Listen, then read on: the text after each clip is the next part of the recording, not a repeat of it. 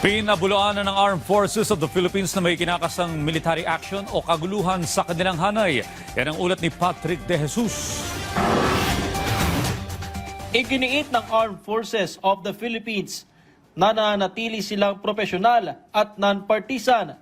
Kasunod ito ng pagkakaresto kay dating Pangulong Rodrigo Duterte kaugnay ng kanyang kaso sa International Criminal Court. Pinapulaanan din ng AFP na may ikinakasang military action o kaguluhan sa kanilang hanay.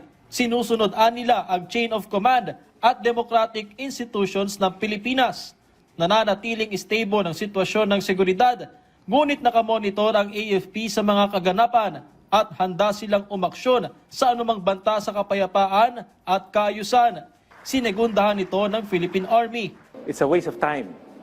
Kasi at this point, the Armed Forces of the Philippines is very professional. The Army is very professional, and we follow the chain of command. Dagdag ni Philippine Army Chief Lieutenant General Roy Galido, nakatuon lamang sila sa kanilang tungkulin. We focus more on why we exist. We exist to protect the sovereignty of our country and most especially preparation for our defense. Napaka-importante that we are always aware of the truth and the process that is being undertaken.